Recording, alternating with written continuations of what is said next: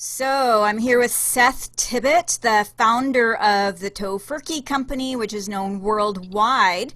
But before you had the Tofurky Company, what basically brought you into this 40-year, 30-year journey was that we were talking about discovering the wonders of Tempeh, which is a fermented soybean product, aka moldy soybeans. That's what they are. And this brought you thought the world had to see tempeh, and you wanted to bring tempeh to the masses. You thought it would be the next granola because granola was starting to get really popular back then. I guess this was like in the late 1970s. And then in 1980, you decided to start your business of selling tempeh officially through a business name. You called yourself Turtle Island Soy Dairy. So I wonder if you can speak about the ethics and the mission that you brought into starting this company and why you did start this company. Yeah. So I started making tempeh professionally in December of 1980, and the whole idea was based on Francis Moore Lapay's book, Diet for a Small Planet, Mhm. where we were talking about eating grains and beans directly, which meant to the way I phrased it was eating low on the food chain, which is eating, these beans and grains directly. So that was my mission, was to have this low on the food chain, eco-environmental food, because had been an 8-year career at that point after graduating from college in 1974. I had a 6.5-year career as a wandering naturalist, and so it was really an environmental ethic that drove me to Mhm. do this. But it was also a time when Ronald Reagan had just come into the White House, and he was not a fan of environmental anything. And so a lot of the money that was going to fund these jobs that I was being paid for as a naturalist suddenly was drying up. So I needed something else to do to support myself. So that was the other goal, was I wanted to make $1,000 a month as a Yes.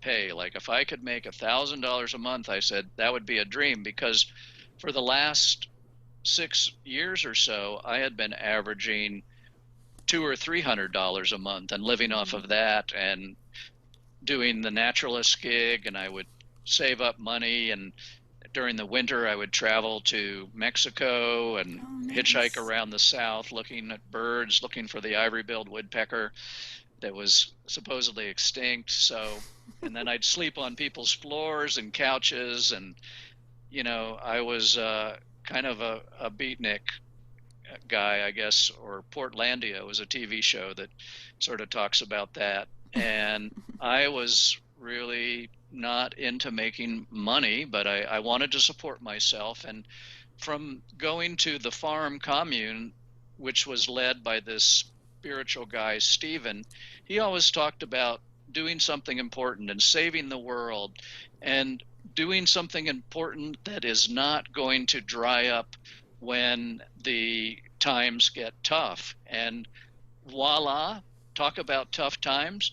We're in tough times now, and yet the food is still a necessity and Mhm. viewed as an essential business. So Tofurky has been fine during the COVID times in terms of orders and business. And he was right in saying, pick something that is essential to people, that isn't like a fringe idea that is when people don't have money suddenly and times are tough, they're not you're going to be out of business too. So I wanted to support myself by doing a right livelihood sort of business, and that's what I started on $2,500 of savings from my natural history career of 8 years. Not a lot of money to save up in 8 years, but It was enough to get it going. Well, it was the 1970s. I couldn't quite grasp if that was good or not. So, Yeah, I mean, you were talking about how minimum wage was like $3.50 an hour, something like that. It's funny right. that all these many years later, it's actually not much more ahead of that. It's kind of No, it silly. hasn't Yeah, risen like it has it hasn't with risen the proportionately. proportionately. Yeah. That's a good point, Allison. Yeah. So you wanted to give people a better alternative for protein by also following your passion and just not living inside this box job, which you just didn't see for you. So you started the Turtle Island Soy Dairy. So can you explain what is a soy dairy and how does it differ from a regular dairy?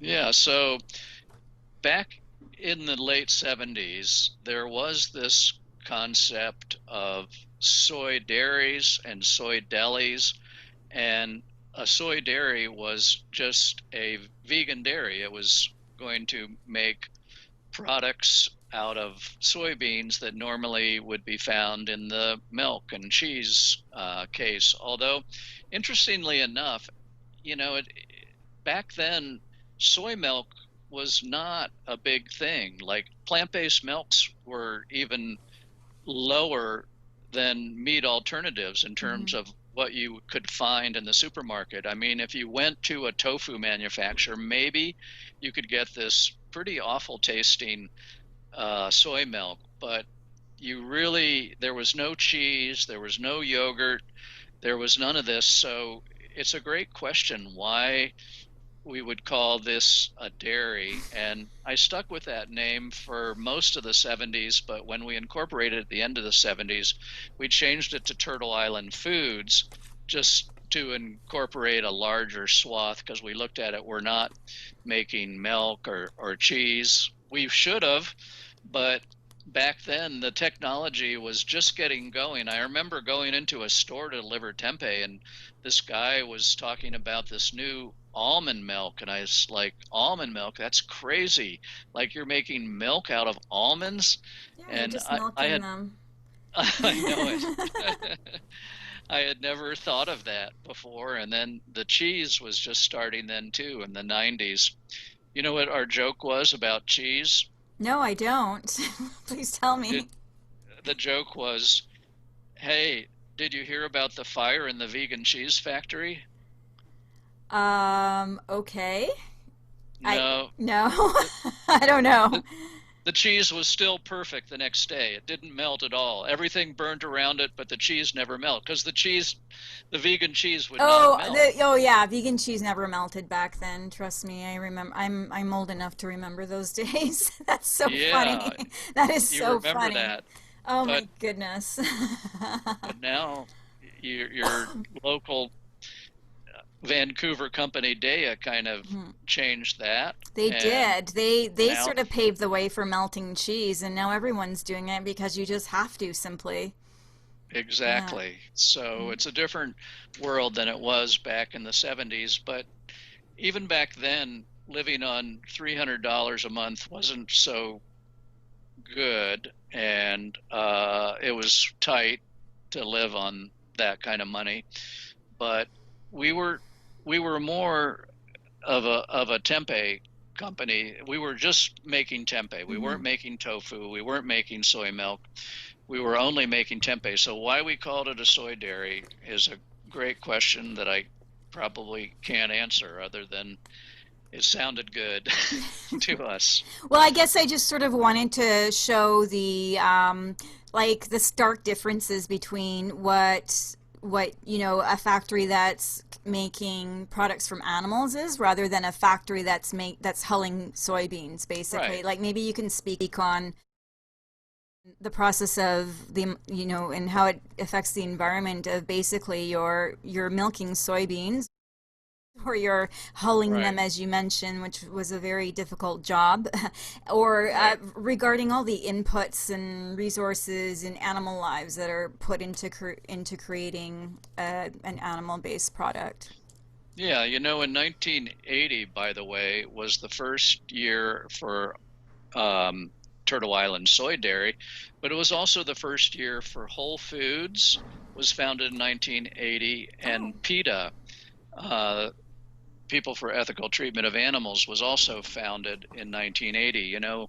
There wasn't this sense in 1970 that of the it was still undercover, the abuse and the horrible conditions that farm animals were being treated like. So that the internet wasn't around. There weren't YouTube videos of these horrible practices being exposed. And I remember even reading this book called Living Lightly. It was all about making your own clothes and eating healthy, good food. And in the book, it said, oh, yeah, it's okay to eat like milk and cheese because these are made from products that animals give us painlessly. Mm. How So there, how so far from the truth. exactly. I mean, so the dairy industry then was thought of people thought, oh, there's this old beloved cow that, you know, lives out in the backyard, and you go out and you milk it and she's so happy. And, they didn't really talk about stealing the baby's milk and slaughtering the cow after, you know, basically Yeah. raping it for 2 years and being pregnant. So, anyways, it was a very different time from the ethical standpoint.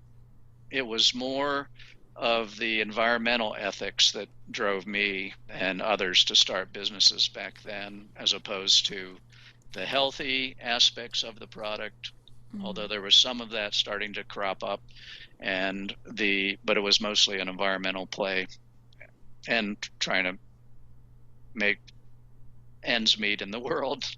Right. So again, this was 1980 that you started Turtle Island Soy Dairy in a North American society that largely did not embrace a vegetarian or vegan lifestyle, because much more than today, even, everyone ate a heavy meat, dairy, and egg-laden diet. And now there are definitely some parts of your book that made me laugh quite a bit because you're a very humorous person, Seth Tibbott.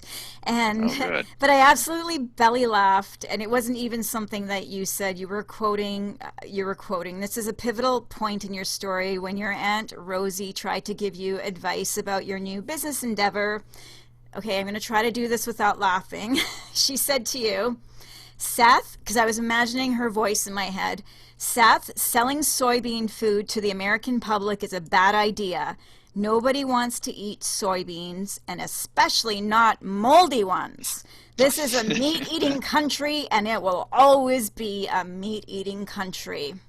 So Aunt Rosie gave you very sage advice, but you didn't follow it. What was your response to these straightforward points that she spelled out? You were plunging headfirst into an unknown pond as there was next to no market for plant-based proteins at this time.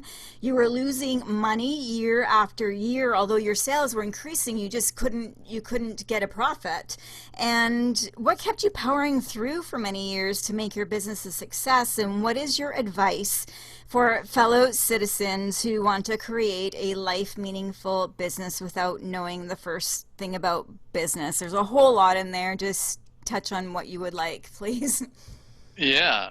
Well, Aunt Rosie was a fiery redhead that really spoke her mind, and I appreciated that, because she was trying to help.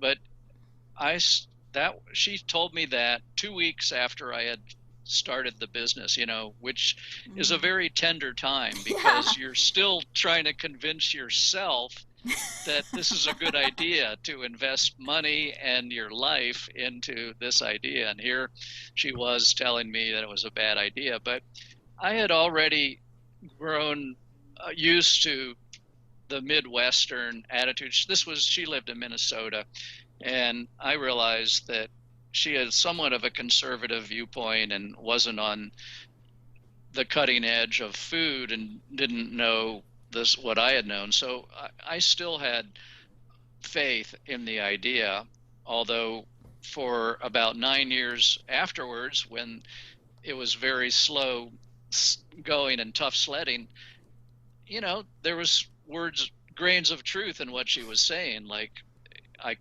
I was really kind of failing as a businessman. I mean, I was only paying myself and my two or three workers very less than survival wages, really. It wasn't like we were succeeding and laughing our way to the bank or anything. So it was advice that was meant in a good way to steer me. But that when you're starting a business, you do need to have the vision. And actually, I think it's often a good sign when people try and talk you out of something, or they say, wow, that's a crazy idea, because it means that this is an original idea and you should expect flack for it. Because if you have an idea that people say, oh, what a great idea, why hasn't anybody done that, that's good, maybe somebody else is doing that or soon will. Right. And these good ideas, like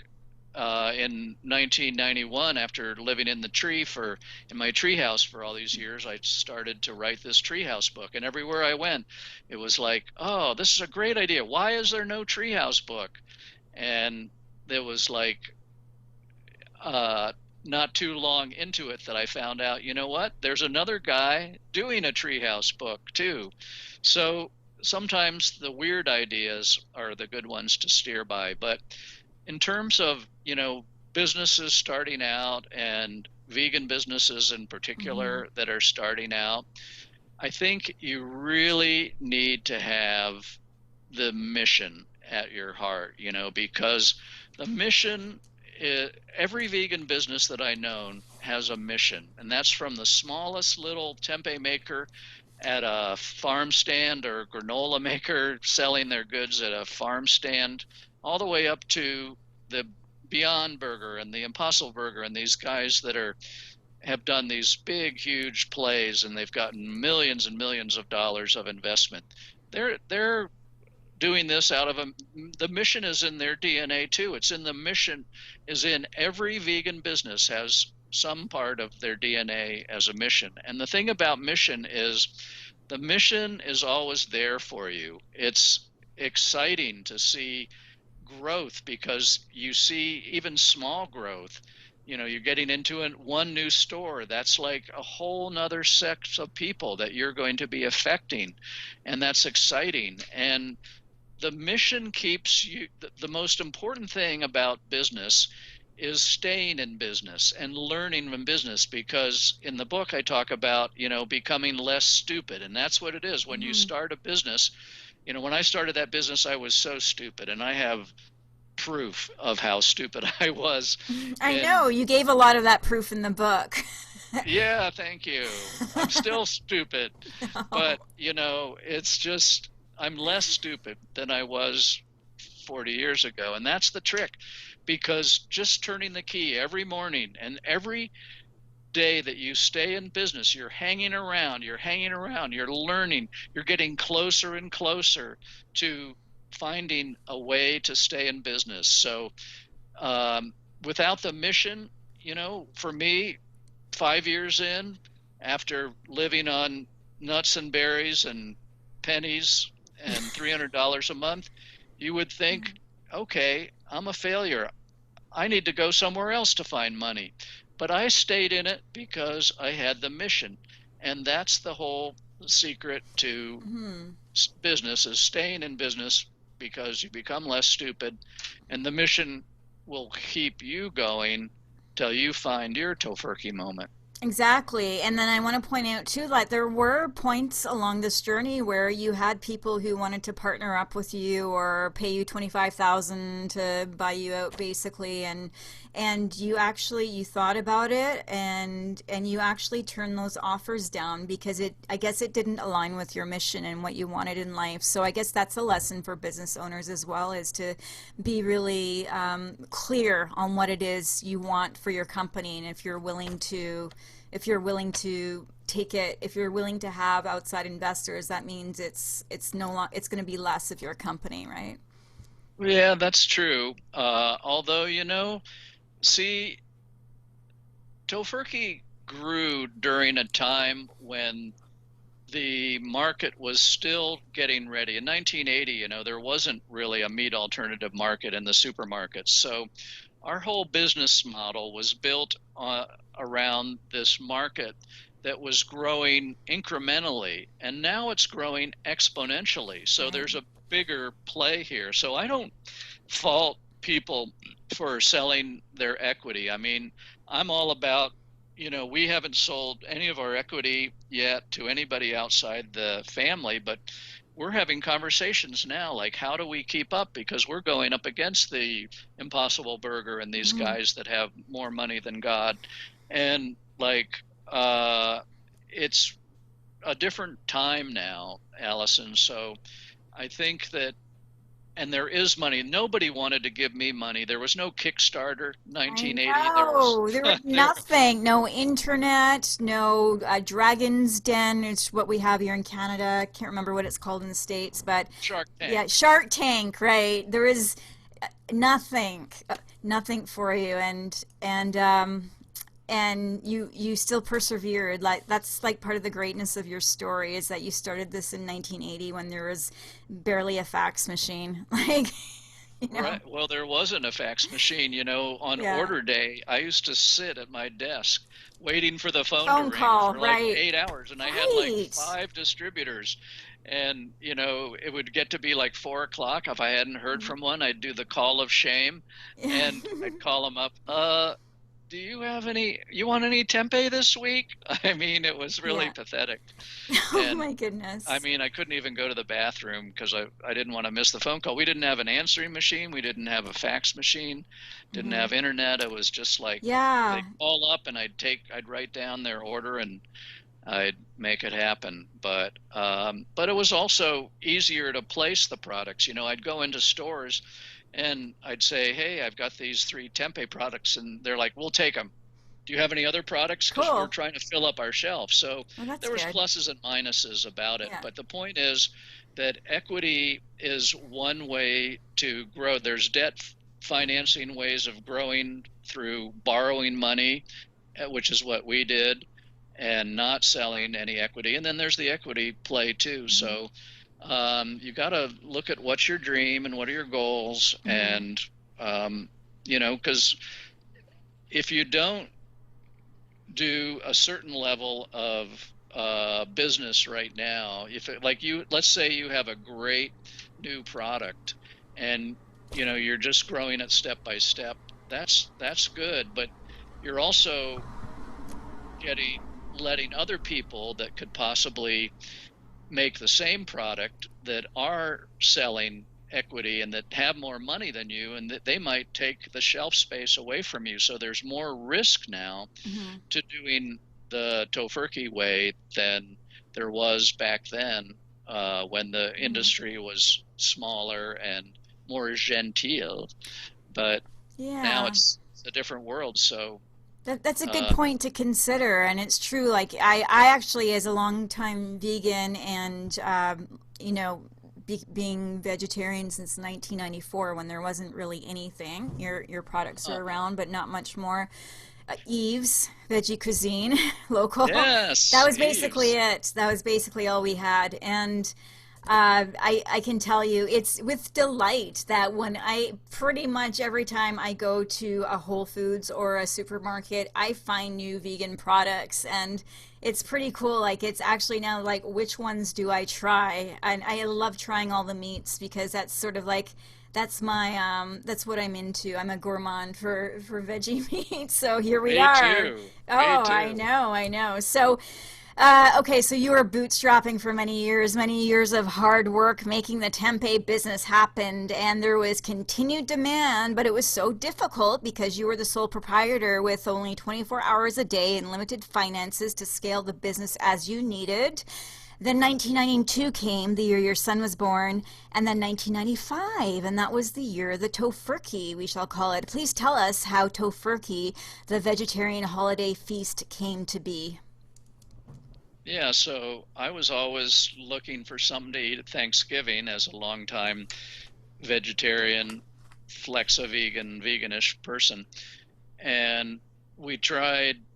many different recipes. I'd go up to this cabin up in the mountains where my other wandering naturalist friends and I would have this fabulous Thanksgiving. And there were a lot of vegetarians among us, so we were always experimenting with stuff, and we never hit on the right thing. And I just was looking and looking and looking for something to eat other than salad or a unedible concoction that we had made up.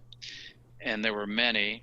And there were also, these things took forever to make too. There were like, I remember looking in Vegetarian Times magazine, Mm-hmm. and their Thanksgiving alternative to turkey took up 3 pages of Mm-hmm. small print, like, and it was like this whole process. So I was looking for something convenient that would be bomb proof and delicious. And my friend Hans Robel, who's the founder of the Higher Taste Portland-based deli, Mm. and he in 1994 was making this incredible stuffed tofu roast, and he was going to sell it to about 30 or 40 of his main customers for $50. You got this 5-pound stuffed tofu roast and a That's little heavy. tub of gravy. Pardon Yeah, me? that's actually a heavy roast. Yeah, that's a heavy roast, but it was really good, and it was refrigerated, so I bought it and I liked it. And I had always liked the name Tofurky because in 1981, when I was driving all around Portland in my little station wagon delivering tempeh, there was a Tofurky sandwich out there, and it was just a baked tofu and some mayonnaise. Didn't have vegenaise then, on some good bread, and I would eat that for lunch often. And it was pretty good, and I liked the name, so I didn't invent the name, but they stopped making that several years later. And in 1995, I was like, well, Hans, why don't you make this? I'll make some tempeh drumsticks, and we'll call it Tofurky. And everybody was skeptical. All of my partners were like, Tofurky, that's a funny, stupid name. Like, but I had been trying to play it straight. I had been trying to be this businessman that I wasn't for so many years. It was kind of inauthentic, and I wasn't getting anywhere. And I was like, well, nuts to that. I'm just going to try and be who I am, and, just have some fun with this and see what happens. Because I think people like to laugh, and they like fun, and they remember funny stories and a funny name. So against everybody's advice, I named it Tofurky, and I bought the roast from Hans and the gravy, and we made the drumettes, and we put it out into stores. It was $30 for one stuffed tofu roast in the stores, $30 to $34. By today's money, that would probably be like $100. Oh, Um, wow. I wasn't even thinking that. so Wow.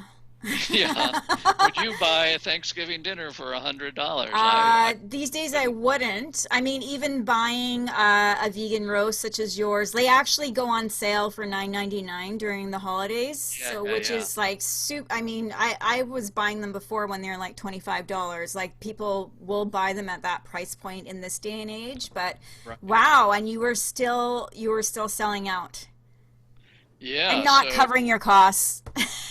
no, I mean it was an expensive thing. It wasn't like we were selling them at that price to make a lot of money. We were doing it because it was a very laborious process to make this, especially the tofu roast, which you ground up the tofu and you lined a colander with cheesecloth, and then you put the tofu in there and you pounded a hole in the Mhm. middle with your fist, and you put stuffing in there and flipped it out onto a baking sheet and basted it and baked it. I Yeah. mean, it was like $5 or $6 just to make the roast. It's interesting because you're describing the type of roast. I think that's might have been the one in the Vegetarian Times. That's what I made once, and when you're like you crumble the tofu and you make it into like a turkey shape Right, in the colander. That's right. I used to experiment making my own roasts too back in the day, maybe when yours wasn't around. Yeah, because I've definitely been vegetarian since before Tofurky.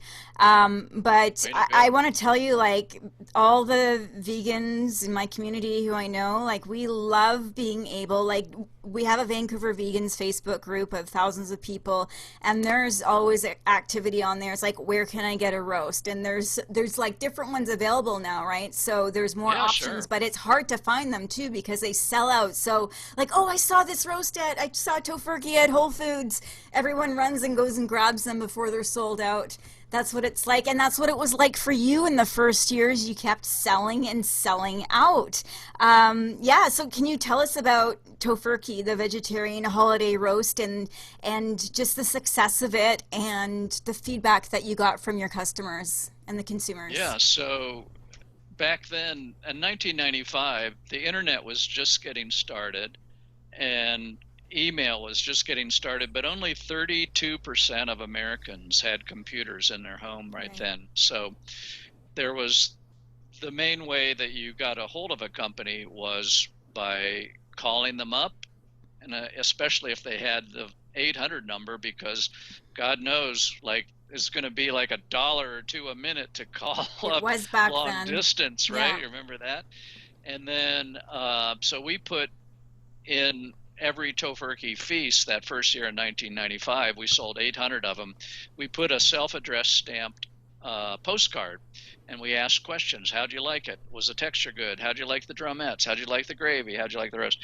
And we got all of these postcards coming back. And what came out of it was people loved the concept, but they thought that the texture and the product could be better. And especially, tofu, when you eat it fresh, it's like amazing. But when you freeze tofu, I Mm-hmm. don't know if you've ever done that, it really Spongy. becomes spongy. Yeah. So here was this tasty, spongy roast for 30 bucks. So we were hearing from people that, oh my God, I've been waiting 20 years for this product. I'm not a second class citizen anymore. And people were driving, hundreds of miles to get a tofurkey, literally. And it was just this crazy time. And suddenly people were finding them in stores, and they were dragging them on TV. They were showing up on TV, like Hollywood starlets would bring them on. I think it was Christina Applegate brought one on the Jay Leno Tonight Show, Good and for her. it was just the Today Show was having them, and it was like this buzz. It was Mm-hmm. a remarkable product, and people were making remarks about it. So Yeah.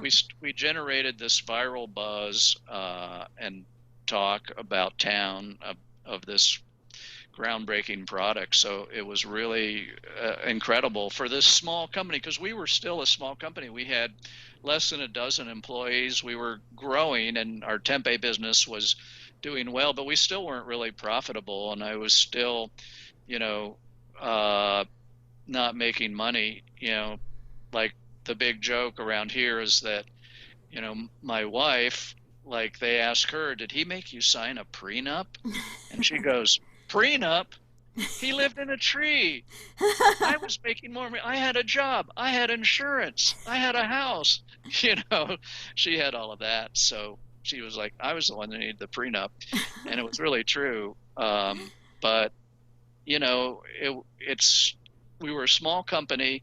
And then we had all of this media spotlight shine on us for 2 months, November and December. We were the darlings of the media, because everybody in the media, they always need a new take on the holidays, because how are you going to tell the story of Thanksgiving and Christmas this year? Like, what's new and what's exciting? So we were getting calls from all the New York Times and the Washington Post and all over the world.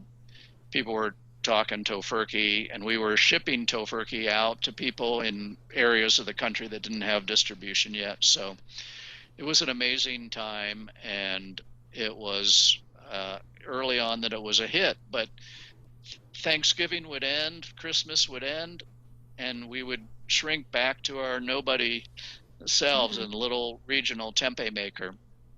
And that's when we started coming up with the Tofurky deli slices, the sausage, Yeah. Those are and both other. my favorite. And Yeah. I just want to tell you, I know I've told you this before, but I just have to say it again. Like the Italian Tofurky sausages, I would say are in my top five of all vegan meats ever in my life. Oh, I probably good. have Yeah. some in my refrigerator right now, and I have some deli slices in my refrigerator. Yeah, I had Yeah. deli slice for lunch yesterday. I had the ham deli slice. Have you had the ham? That's my favorite now. Yeah, my favorite's the black pepper. I love Oh, that, I love the or black the pepper hickory too. smoked. Oh, so good, so good. Yeah. And Well, yeah, those were big products for us because they continued the mm, Tofurky buzz throughout yes, the year, and that was where we first became kind of famous. And that's where, it was 2001, I think. I was sitting in my office last week of December, and I'm just getting ready to go home, and the phone rings. And I go, am I going to answer this call or should I just go home? I'll just answer the call. hmm And I pick up the phone and I go, hello? And the other person goes, Seth. I go, Rosie, is that you? Oh And it no! was my Aunt Rosie calling, and she was like, Seth, I have the greatest news. Yes, You were just on Jeopardy. I know. You were the answer. The $400 question was Thanksgiving Alternative by entrepreneur Seth Tibbott. And I was like, that's my nephew. And she was so she proud, she knew the She didn't answer. recant her advice, but You know you've achieved success when your name is a Jeopardy question, right? well, I think, as my friends were to point out, you're nothing until you're the Daily Double, and this was Oh, just a well, four it was hundred just dollar question. 400. Yeah. Yeah, Yeah, you can work but it up was to that. exciting. No, I that's such a mean, great yeah, show. you've been on The Simpsons as too, like Tofurky, so I consider that a big achievement as well. And also the butt of many jokes for late night show hosts, which I think you'll Yeah. agree that basically any publicity is good publicity. And during those years when Tofurky was coming out, people were coming to you, the media was coming to you. You didn't have to pay for any publicity, and your sales just like expanded and expanded and expanded until like 1998. You've made your first $1 million in that year, I believe, and you Hmm. finally turned a profit that year. And hopefully, you were able to pay yourself a bit more than $1,000 a month. Not too much more than, Yeah, but I did wow. something. Yeah, it Yeah, just goes to no. show, like, and in the book too, just for new business owners out there, Seth's book is really good because it really goes to show what all the expenses and unexpected expenses are in growing a business and all the challenges that will arise, right? So in the book, you say that plant-based foods challenge traditional paradigms like eating plant-based turkeys on Thanksgiving, which has now been achieved. You've also innovated to keep trying out new ideas, and as a result, you've created, as we mentioned, the very popular Tofurky deli slices, Tofurky sausages, and I know you've got other products as well. We don't have as many here in Canada. People do definitely say that if they could eat food like this every day, they would give up meat. I've heard people say that myself, like a lot, and you've also received that feedback, of course. And the reality is now people can eat food like this every day. There's just no excuse not to, and it's because of your company and many others who have since surfaced. And these delicious vegan meats can be purchased in all the supermarkets in North America, different continents as well, and most small stores as well. So I think these last 5 years or so have really been a turning point for the plant-based food industry, and I see it exploding. Since you've been there from the beginning and have paved the way for this growth, can you speak about shifting food culture and what plant-based alternatives for animal products can do to make the world a better place? And how have times changed when Aunt Rosie said Americans will always be a meat eating country? Yeah, it's breathtaking, Allison, to see the change that's been going on in plant-based foods and in the diet of Americans. And I think that you know, North America now, the biggest category of customers for Tofurky are what we call the flexitarians or the meat reducers that Hmm. are still eating a little bit of meat or they're transitioning to something. And that is like 30 or 40% of North Americans that are cutting back on their meat intake or eliminating entirely their intake of animal-based meats. And there's so much more information now about the health aspect of the diet, the horrible way that animals are treated, and the environmental impacts of the diet. This is no longer like a fringe movement of like, you know, had it's been in the past. This is really a movement that is so important for the survival of the species and the world, from the climate change aspect. We're in the middle of this pandemic right now where that uh, supposedly came from a wet market in China, So it was, and 75% of all of these pandemics that have emerged in the past years are from animals. So I think that we are on the verge of a tipping point where the paradigm is going to completely shift, and we're going to see more and more people jumping on the plant-based protein bandwagon, because you can get plant-based proteins of anything now. You get the Hmm. yogurt and it's delicious, you get the milk, it's delicious, you get the meat, it's delicious. And so it's a very big challenge in the world, and there's a lot more to do, but it's changing very quickly. The refrigerated category of meat alternatives right now in the U.S. grocery market. You want to take a guess at what the growth rate is for 12 weeks that were ending March 22nd of this year? For refrigerated plant meats, Refrigerated plant-based meats like the Tofurky growth and in the last three Beyond, months, and I would. what would you Do you mean the growth of the number of the products growth coming out? compared to the Okay, yeah, compared to the 2019, the same period, I would the say. first quarter of 2020. Okay, I mean, there is an article in Forbes that you might have seen last week. I haven't read it yet, but I would say maybe a 30% growth. 30% growth would be incredible Yeah, because that's probably too much all because it's only three all food months. all food in a supermarket grows at 2%.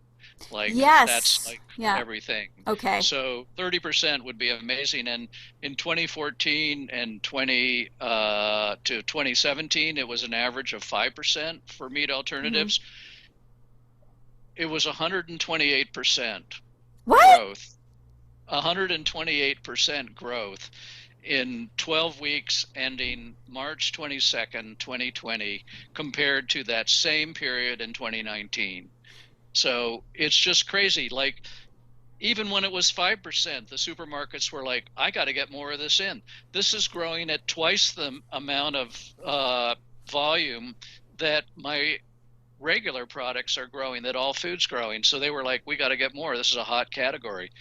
But when you get up into double digits of 30 and 40%, 50%, and then you hit like 100 something percent, it's just like that's when you really start paying attention Yeah, to that this must mean trend. they're giving more shelf space too because they Oh won't be yeah, able to cram in all those meats in one of those sections.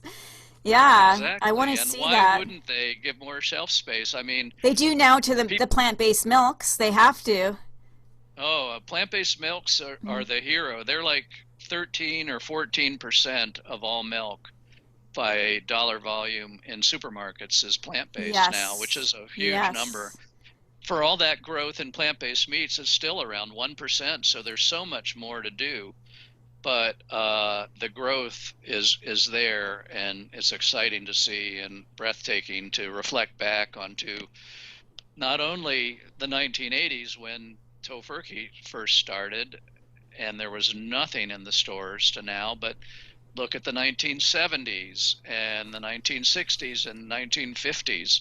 And so when you look way back, you see this is like really remarkable growth that we're witnessing right now. So hooray for us, but it's the best thing we can do for the planet and for the animals and for um, your health is to go plant-based and go vegan. And we've got to do it. It's survival depends on it. So let's get it done, huh?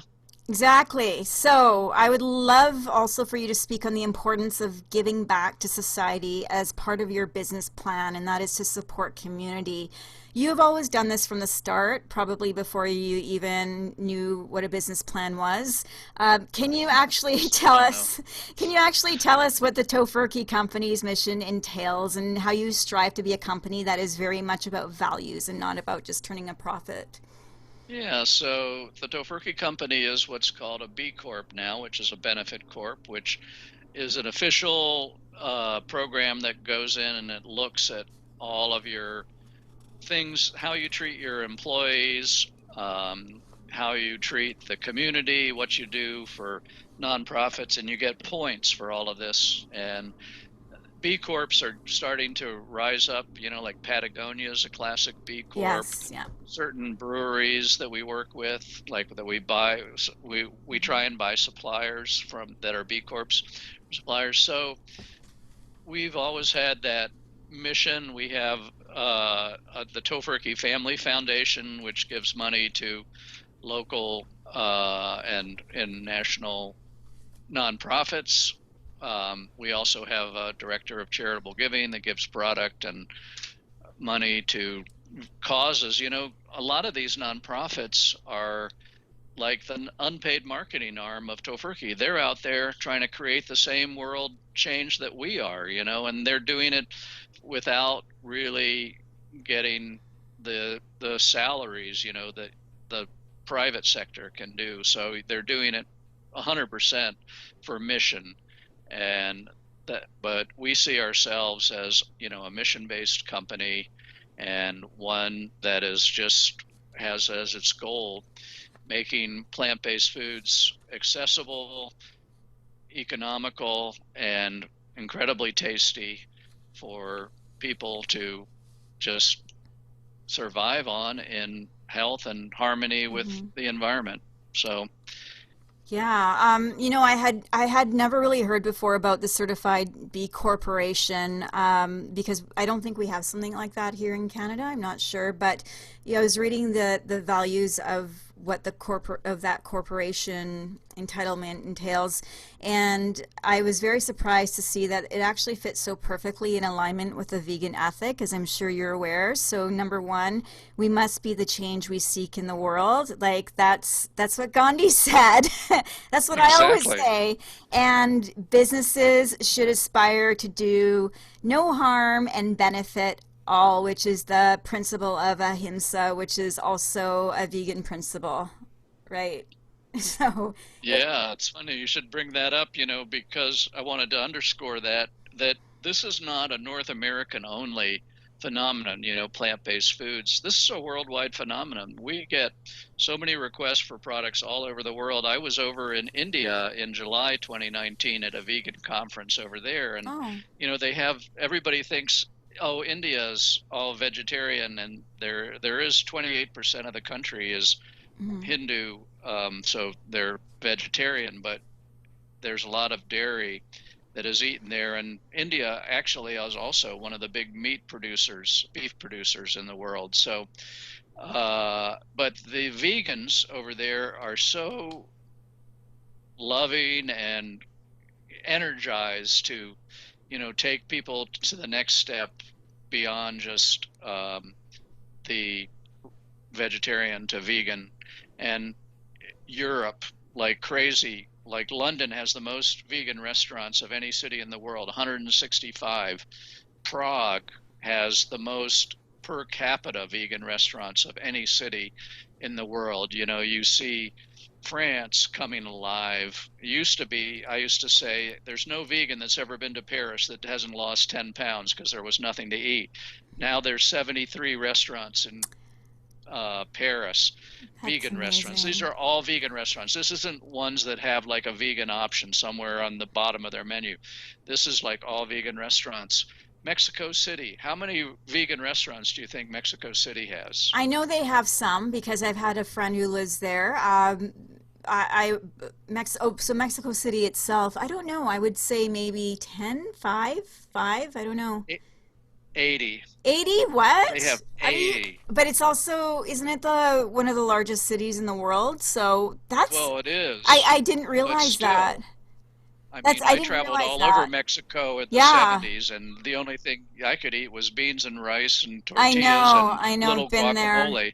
Same. And now they just have all these wonderful food trucks and vegan And restaurants and even Mexico everything. It's City. Wow, and that's we incredible. sell to Chile Hmm. and Costa Rica, Australia, huge vegan market. It's Yeah. the number four vegan market. 26 million people. It's the size of Canada. Yeah, I I think wish I could go there again because in 2004 they didn't have that much. And my aunt there, she saw me cooking tofu and she asked me if it was cheese. oh yeah. Well, they're on it now, and Australia is really hot and happening with Mhm. veganism, and probably on this level of Canada almost. Mhm. But it's great to see what's happening, and it's a worldwide phenomenon all over Yeah. the world. Right now, Even in small places you'd never think of. oh yeah. Right now, we're kind of stuck in our cities and our provinces and states. We can't go to the rest of the world, but you can go to your local supermarket and buy Tofurky products, right, Seth? Yes, you Yeah. Do you want can. to talk about the range of products that you do have? Because, like I said, we don't have them all here. I had read you have over 35, or you have about 35 different products. What are Actually, they? it's 43 Wow, now. 43. Yeah, so we have the holiday products, which are we've talked about the roast and the gravy and everything, and those are sold year round. We also have deli slices, we have sausages, we have chicken. Oh, I don't know if the yes. chicken makes it up We there, do have it but here, that right? is really amazing product. I wanted to call it Tofurkin chicken, but I got outvoted. And then we have cheesecake. We have pockets. You have We cheesecake? Because I read about the Yeah, cheesecake you had wanted to make in your book, and I was like, shoot, I wish they had made that. We don't have that yeah. here. Lucky. No, it's It'll just come. getting going. It's It might called come. mucho, Oh, I'm gonna and be one of your biggest customers. Nothing better than a vegan cheesecake that you can just pull out of the supermarket freezer and take home and oh eat. yeah, I know it. Mhm. And then we also have had a product that we wanted to launch in March at a trade show, but the pandemic hit Mhm. just as we were going to go to this trade show, and we decided not to go to the trade show. And then the trade show collapsed. This was Expo West Oh down in yeah. Anaheim, which is the biggest natural food Mhm. trade show in the world. And we were all set. We were going to have a Tofurky booth, and we were going to have a Mucho booth for the cheesecake, and then we were introducing some vegan cheeses too. So, What? Oh, so I'm so we were going to do that, excited. but so now we had to delay that, and we're going to relaunch those in September. So those are shreds, and they're also Okay. like cream cheeses and stuff. So, Okay, big question for our listeners in Canada. Everyone always wants to know, like, when are they coming out here? We usually have to oh, wait when at do they least a come to year. Canada? Yeah, what we do for Canada and all export is we just send you the best of the best because you're worth the Hmm. best. And Well, we don't want to, we're worth your cheese yeah, and your cheesecakes. yeah.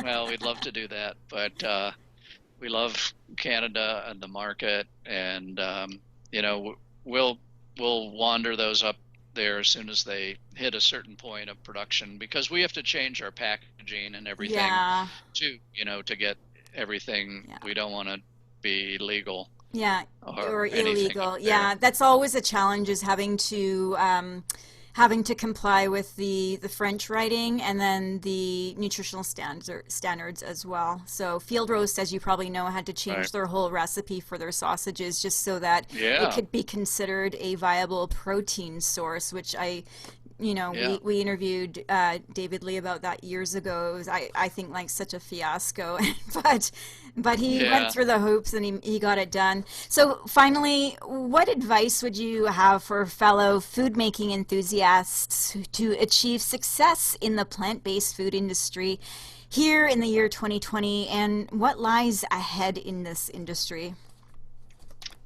I say the most important thing, like we've touched on, is just to take the time to do it right and to stay in business until you figure it out. Just turning the key every day and realizing that it's a marathon. It's not a 100-yard dash. Right. So it's you got to make the commitment for the long haul and keep your eyes on the prize, which is the mission. And being like at the end of your career, like me, and looking back on it and feeling like, wow, this was a pretty good life to live. It was fun to see it. It's great to be part of something that's bigger than yourself and that's bigger than just making money. A life where all you've done is amassed all this money and you're got some fancy house in the Bahamas and a yacht or whatever is at the end of the day, it's a pretty empty life if you're just after money.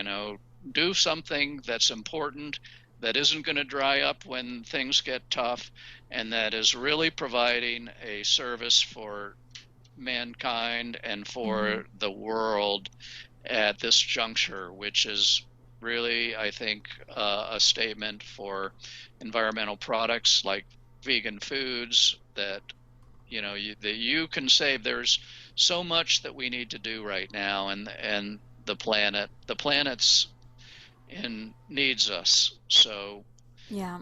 keep keep your eye on the prize, keep your eye on the mission, and do something that is not just making money.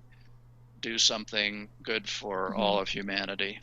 And part of your mantra is to treat people well, which I really, really appreciate. That's both your employees and your customers, and I really feel that that is a key to success in business.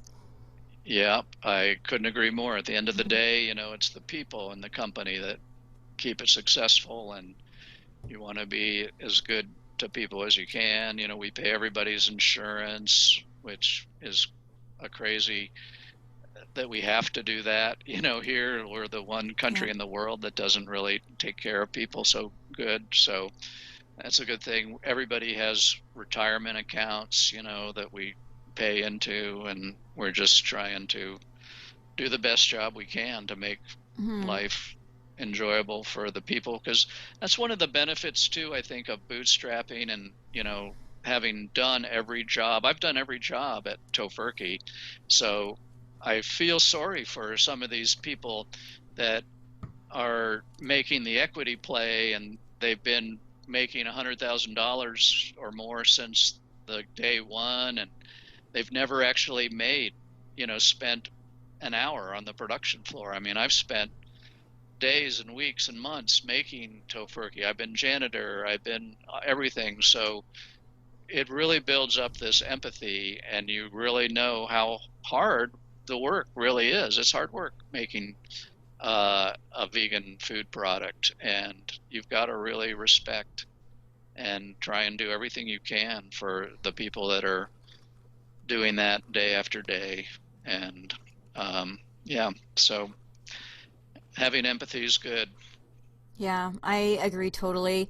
Just a couple more questions here. Hopefully, this one's a fast one. Out of your 43 products that Tofurky sells, can you, off the top of your head, pick? Because I know you can't pick one, probably pick a favorite and tell our listeners and our viewers how you like to prepare it.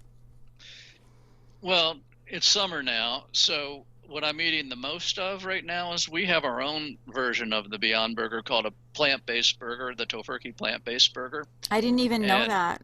Okay. yeah, and it is a really great product to throw on the grill. So I go out to the porch and I have this gas barbecue grill, and I heat the grill up to 450 degrees Fahrenheit. I throw the burger on there for 3 minutes and 38 seconds one side, flip it, Mm-hmm. 3 minutes, With your 38 seconds on the other stopwatch. side. Yep, got a stopwatch right here on my little gadget. And then I take the a bun, and I put the bun on the grill for approximately 45 seconds and get it just a little bit grilled. I put on a layer of veganese, I put on mustard, I put on ketchup, I put on A1 steak sauce, which Mm-hmm. is vegan, Yes. and some lettuce. If I have tomato, I will put on a tomato, and on a nice bun. It's just mwah. That Sit sounds out there. amazing. You have to send those to Canada, okay? Because now everyone wants to eat one. Yeah, they're a really good version of Yeah, what that is. I really am fond of those. But at the end of the day, I'm still a tempeh guy, and I I love know. tempeh, and I actually still make tempeh at home here just to have fresh, because fresh is just so And good. you And might as well. That's what you do. oh, I know, I love to make tempeh, and I really recommend everybody that loves tempeh make tempeh at home, because you will make the tempeh that is just next level, like several levels better than anything you get in the store. And there's good Mhm. tempehs in the store, but and especially like I think the noble bean you have up there is a Yeah, I really have good some in my tempeh. freezer right now. They gave me some this year. That's the one that I cooked last night was green cuisine. You're probably familiar with. Like that's been like the only one Yeah, usually that we can find here, but the noble bean's out now too. So they have I yeah, think the one in my fridge, it's either like a 3 grain or a 5 grain or something like that. So I'm nice. interested in trying that out because you tempeh makers have sort of innovated by putting in Yeah. different grains, not just the soybeans. It's a good. I'll send you this. How about this? And you can Mhm. post it if you can, Sure. or share it, whatever. I have a good recipe for tequila tempeh, where you marinate it in tequila and lime juice and chili, and then you can shish kebab that or throw it on the grill, and it is just mind blowing good. Sound It's it a good way to make it does tempeh. sound good. So you're barbecuing these days. That's good, but I understand too, like you say you're trying to retire, but it's not going very well. It's hard to leave your baby of 40 years, isn't it? Yes and no. I mean, I was really fortunate to have stepson Jamie, who was just like very talented and sharp, and has done a great job continuing the dream on and doing stuff I couldn't do. Because at a point, founders flounder, and it's good to to learn when it is to fire yourself. And that's a theme that comes in the book too, Hmm. is just firing yourself from sales or marketing and letting somebody else that just is focused on that. And Jamie's been good at that. And so, but it'll always be a special place in my heart and everything for what it's done. But I don't want to hold on. You don't want to hold on too long. There's comes a point where, like right now, I just feel liberated. Tofurky is a fully launched spaceship at this point, and it doesn't need me, tinkering along Hmm. for much. I mean, I still tell the stories, and I'm on R&D and different committees, but uh, I'm more of like it's freed me up to be like a cheerleader for the whole plant-based movement, because that's what I'm wanting to see. And I'm not I love to see these new brands come in, because they bring new energy to the category. And we're 1% of meat. We've got a long way to go, and that's a bigger job than Oh any yeah. one brand. We Yeah. need all these brands. We need everybody on deck, so to make this future viable and happy. So um, I just feel so lucky to be at this point of life and looking back on a life well lived and doing something meaningful in a small way, been a part of this amazing thing that's going on in the world right now, and is going to continue on long after I'm gone. And it's a pleasure to be there and to meet people like yourself that have trailblazed in Canada and gotten the Yeah. word out for I've been so doing many this good for over things. 10 years, so I get to speak with all the amazing, like, first of all, a lot of like new, like up and comers who turn out to be these amazing activists or entrepreneurs, business people. And then I get to sit down with people like you who have done it all already. And I appreciate that much because it's just so meaningful to be able to share your expertise, like to the people of Vancouver, but of course across the world as this is podcasted as well. Yeah, so thank you so much, Seth Tibbott, founder of the Tofurky Company, for coming on the show today to share your outstanding and inspirational story of creating a viable business from the ground up, which is now feeding millions of people plant-based meat like products that are loved around the world. Remember, you can find Tofurky holiday roasts, deli slices, sausages, tempeh, and more in 27,000 stores and on 6 continents. Please do try them out if you haven't already, especially if you're a meat eater or a new vegan who loves the texture, taste, and culture of animal flesh meats.